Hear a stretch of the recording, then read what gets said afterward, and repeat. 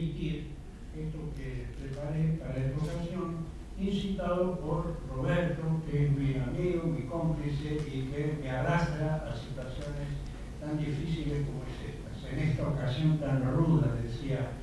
Martín Fierro, tengo que empezar a cantar y canto por no llorar, como decía también el autor del tango o de un bolero. Cuando empezamos a planear lo que sería una historia de la literatura argentina, que debía tener un carácter tenaz y coherentemente crítico, pareció lógico y necesario que culminara con un volumen que se titularía Una literatura en aflicción. Expresión algo patética, pero con la que queríamos entender las consecuencias que la palabra literaria había tenido tiempos de verdadera y real aflicción, me refiero a la dictadura. No puedo afirmar que estuviera claro lo que podía entenderse por tal cosa, pensando en los textos emergentes producidos durante esa ominosa ocupación del territorio y del alma que fue la dictadura, sino también en lo que brotó después, quiero decir, en todo lo que había estado en la sombra y luego quería salir a la luz en términos literarios. En todo caso, la palabra aflicción sintetizaba un haz de fenómenos y de sentimientos que podían acaso interpretar tanto lo sucedido, que se podía observar hasta con objetividad, como un suceder que comprometía la mirada. No se trataba de las inevitables tematizaciones que empezaron a proliferar en las librerías: campos, desapariciones, tortura, hijos, Malvinas, juicios, testimonios, resolución necesaria pero fácil de una idea indecisa y compleja, sino de eso que tal vez en mi pensamiento, incidido por esa idea ferozmente concreta de Maurice Blanchot, podía haber sido o bien una corrupción de la escritura o bien una lucha contra ella. De pronto, sin embargo, obedeciendo a una irreprimible tendencia a etiquetar o a encontrar nuevas fórmulas que podrían explicar viejas dificultades para comerciar con una realidad escapadiza y frente a textos de entrada provocativos que nada querían saber con tranquilas tradiciones, ni siquiera con el altanero gesto borgiano del rescate de la literatura como mayúscula, se me impuso, como en los sueños, la expresión una literatura en retirada, vertiginosa y dinámica expresión. ¿Qué quería decir?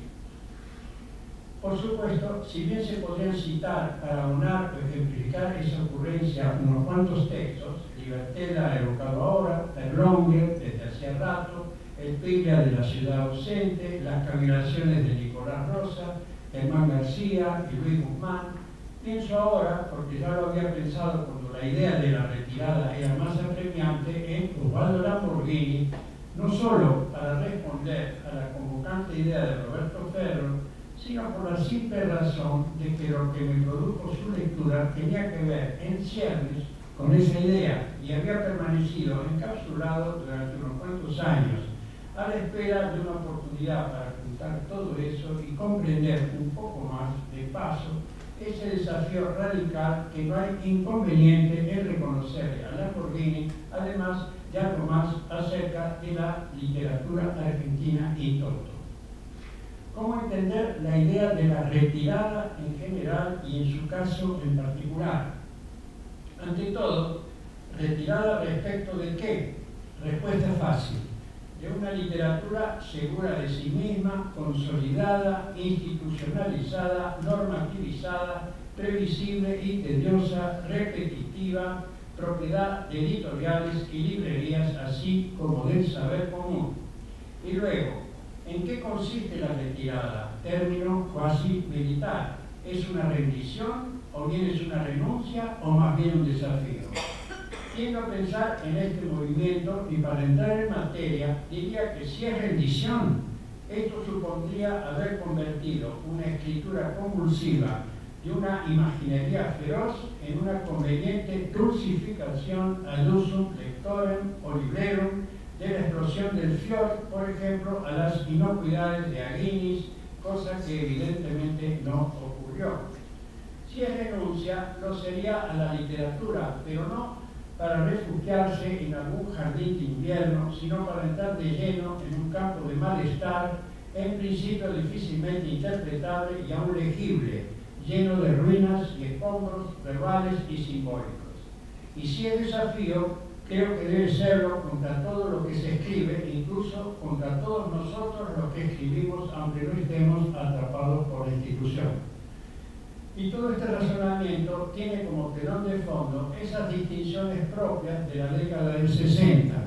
La literatura como institución, la literatura y el poder, la academia como el recinto de una mediocre maldad, ardientes discusiones kelkerianas y althuserianas. Basta echar una mirada a las revistas, los libros y al literal para darse cuenta de cómo era eso. Que dieron paso, cuando la fiebre declinó y la nerviosidad empezó a tener otros objetos y pudimos volver a pensar en otras cosas, a nociones nuevas y no tan nuevas, pero en todo caso libres de esa contienda, a saber, por ejemplo, y entre otras nociones, a la idea de la semiosis y la escritura.